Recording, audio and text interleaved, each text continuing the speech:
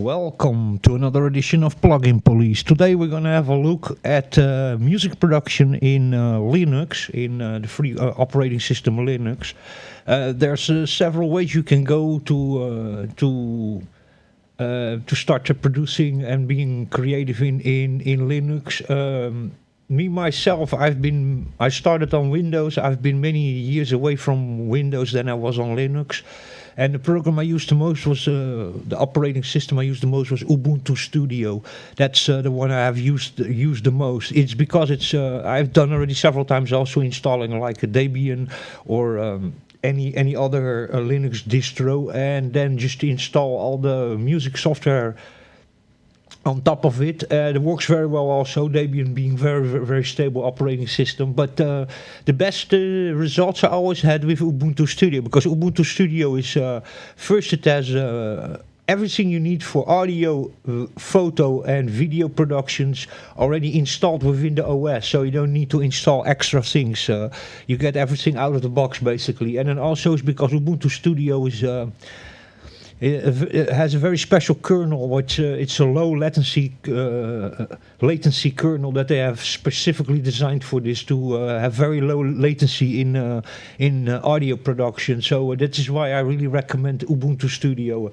It's a free operating system. It's extremely stable. It's one of also the most stable ones, because the problem is with other Linuxes, if you start installing stuff on top of it, then you're going to deal with dependencies, and you can also break stuff in Linux. That's actually quite easy to do, especially when you yourself pulling in repositories and installing dependencies on top of things. You can break stuff.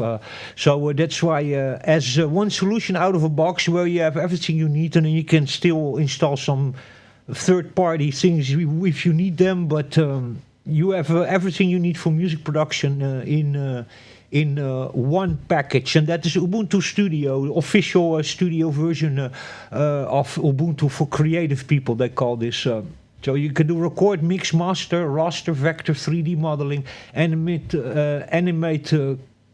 compose and edit, and photography, and you have literally all the good open source programs that you need for both audio, video, and image manipulation are already included. So there you go. Very nice operating system. Very stable. It's based on Debian also. It's based on a normal Ubuntu version, which is of course based on Debian. So very stable, and I've worked with this for many years, and I had very good results with it. What you get is included is everything from Ardour to Mix to LMMS.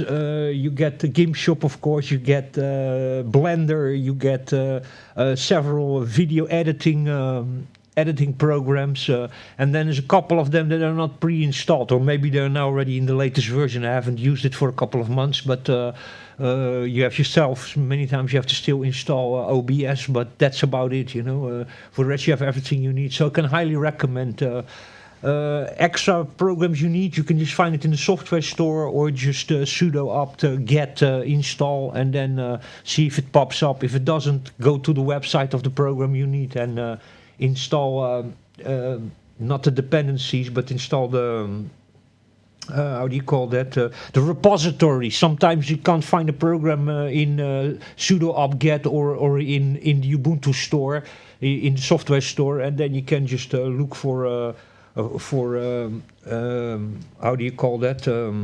Repositories, and many times when you download the program, then they're sending a little thing of sudo apt install repository, and then sudo apt install the program you're looking for. So there you go, you know, it's just something you have to get a little bit used to. Installing things in Linux is a little bit different, but very stable. We have here the Jammy Jelly. It's 22.0 4.3. It's already out for some time. This is Plasma by KDE, and then there's the version 23.10.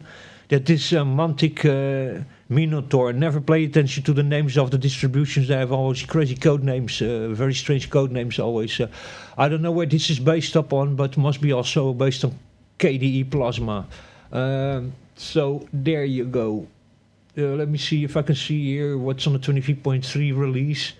Lunar Lobster, here is what I mean with the code names they give. This one has already reached end of life. Because this is short term, always pay attention to that. Install always the LTS, the long term service, because you have also the short term versions. Let me see, I think it's all just made all based now on KDE Plasma.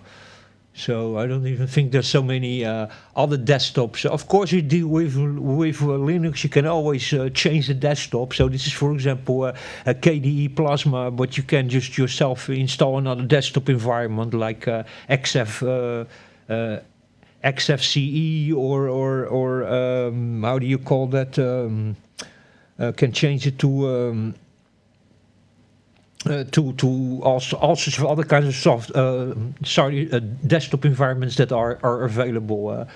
Is it recommended to do? Sometimes it works well, sometimes it doesn't. So it's also a little bit trying out. For example, if you grab a normal Ubuntu KDE Plasma and then you install the XFC on it, you can have that it works well. You can have that it doesn't work so well because you are, in one way or the other, you're changing a part of the desktop environment, and sometimes that can break stuff. So, but there you go. It's always possible to change the desktop environment, so you don't like the way the start menu works or whatever. Then you can go always to another kind of desktop environment. So, but there you go. I can highly recommend Ubuntu Studio.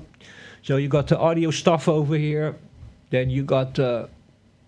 So this is everything you have in here. You have Ardour in here, Carla, sequences and synthesizers, virtual amps, audio programming, and a hell of a lot more. There's here just a little bit here mentioned. And then we have graphics. So for graphics with Krita, Blender, Inkscape, GIMP of course. That's the Photoshop free open source version of Photoshop. Pico, Pixar, there are some programs already here that I don't even know yet. And let's see what we have here still in video, if they have already... photography we have still. Digitem, Darktable of course, really good photograph manipulation program. And then we have in videos, we have Canon Live. OBS Studio is already included now, so a couple of months ago I still need to download this separate on top of the Ubuntu Studio installation, but it's now already included in it.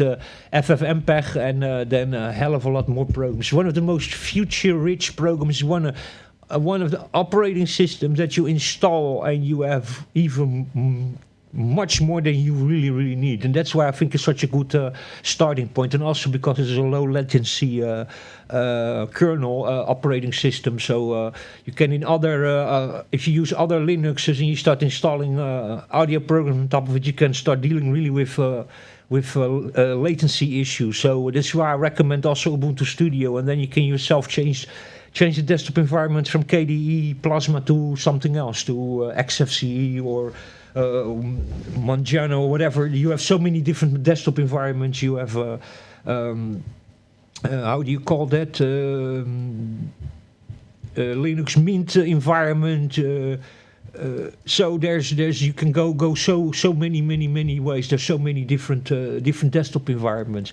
So but there you go. This is what I really recommend for people who want to do audio production in Linux. And also I recommend to stay with the default things as much as you can and try not to install too many how do you call that, repositories and dependencies and things like that. If you start messing around a lot with that, you really need to know what you're doing, because you can completely bork the system. You can trash the system. So I recommend keeping it a little bit more default. So just go to your terminal and go sudo apt install, and hopefully it's there already in the software center in the repository. And if you want something from a website or something, then look for the repository. Add that sudo apt install repository, and then give the link to the repository, and then after that again run the terminal and do sudo apt install and the program that you're trying to install, and try to do the things like that. Don't go unpacking zipped files and start doing things like that, because you're not going to have a great time in Linux unless you know what you're doing and you have already many years experiences with producing music in Linux or to work in Linux in general. So there you go. Be careful with the terminal, because as quick as you can install things and fix things, you can also break things in the terminal. In Linux is not like in Windows, where you cannot really damage the actual operating system. Most of the times in Linux you can very easily damage the operating system if you don't know how to use the command line well, so the terminal. So there you go. Until the next time, this is my recommendation, Ubuntu Studio. And a small disclaimer still, if you go for third-party plugins, make sure they're Linux compatible, or choose a DAW that's already within Ubuntu Studio that has several. Look then really for plugins that are really Linux compatible, because starting to run third-party plugins in Wine, you're gonna have a bad time. So don't do that. Use operating system like, for example, Traction Waveform is Linux compatible, and use the plugins from there. And then if you want to still use third-party plugins, make sure they're Linux compatible. So, but there you go. Until the next time, stay safe, take care, and I'll catch you in the next one.